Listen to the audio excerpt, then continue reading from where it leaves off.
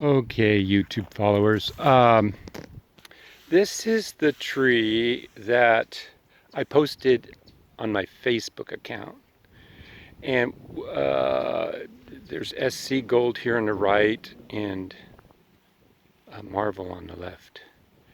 And they were completely damaged by a squirrel. They're taken right back to nothing. They were broken.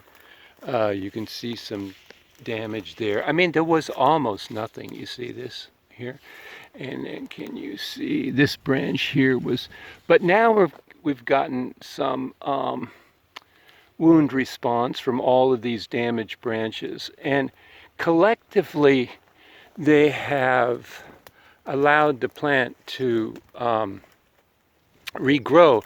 And I can now start to determine where I want my central focus to be. You see, I've got 1, 2, 3 in the middle there, maybe 4, maybe 5, maybe 6 leaders, all challenging. And I can design that by pinching, as we've shown in the past, the ones that I would discourage and leaving and tying the one that I would encourage. So right off the top of my back, I have to trace this back, but see, this one is dominant. You find a dominant one, see if it trails back to the central axis of the scion. We did show the scion, didn't? Yeah, there's the scion attachment there. Okay, so so that's one thing I wanted to show you. Let's move on here. Okay, here's the cut I made on this one stump, if you recall, where I want the callus from the graft now to come over and heal this union here. Otherwise, it's always stunted. It's growing from the back of the old stump. Can't really create an attachment. Here's the sugars that are collected from the sap when I cut into this area, but do you remember I tarred it up? But I tarred it, but I allowed, it was so thin that the sugars can seep out and dry, and so it doesn't cause rot. Like the University of California put out a publication that tar is damaging it for no other reason that it retains the moisture. Well, yeah, that's if you don't apply it properly, and you apply it properly by making it very thin, and you can see the sugars here. So there's no moisture retention below the tar. So that rot isn't part of the equation. They just performed the research incorrectly, that's all. So this will heal over, and we'll see in a couple of years how this attaches, and I'll show you that. So there was that to update you on. Now here's the real attachment. Now, you know, I went to a lot of trouble to try to explain in detail why you make a central leader here. So this little portion right here is the original graft stick. You know, that 1/4 inch graft stick? What is this now, like 4 inches maybe in diameter? There's just a little tiny part of the whole graft union that's not healed. That'll be completely gone next year. See the tar again. No damage from the tar. I don't want to go into that right now. So here's the main shoot. See that? Going up, central leader. See how it goes up there? Very fast growth, and you can see, I hope, after 1 year, this is just 1 year in here, we got fruit set. So 1 year from the graft, it flowered and set fruit. All right, now here's the second graft. This was gem. This stalk wasn't as vigorous as the other stalk, and so and then sometimes they don't grow at the same rate for different varying reasons, environmental reasons mostly. But anyway, so this is gem, and it was slower to get started, but same protocol here is this. Here's the graft. Here's the shoot, one shoot off of the graft going upward, tied upward. Here's the union that we've got healed in now. And here is some gem fruit. Okay, again, it flowered and set fruit 1 year after the graft. Let me back up here. You'll like this. So what are we, about 18 months from the graft of that? Okay, let's move on. Okay, so this was the Fuerte tree that I grafted last year. So if you go back in the videos, you can look it up. And what we've got here is that is let me see, SC Gold, Santa Clara Gold from Michael. This one here is Surprise in the middle. There's the union. And then up there on the top of there, I grafted Fuerte. Now, if for those following, do you remember I cut the Fuerte in half? It was just so vigorous. Now they're more or less balanced, but I'm not happy with the JC Gold. Like, it hasn't come out of, it hasn't quite come out of its regrowth, sort of like weak growth pattern. Now you can see now my Surprise is starting to come out of it. See that? Beautiful new shoots on the leader. Fuerte never had it, and so it was just completely dominant. This one, I gotta get it to grab somehow, and I can what I can do is either I can cut back the Fuerte more, or I can try just being more patient. I'm generally not that patient, and try to fertilize and water and everything. Okay, this one over here was just an avocado tree that was stumped.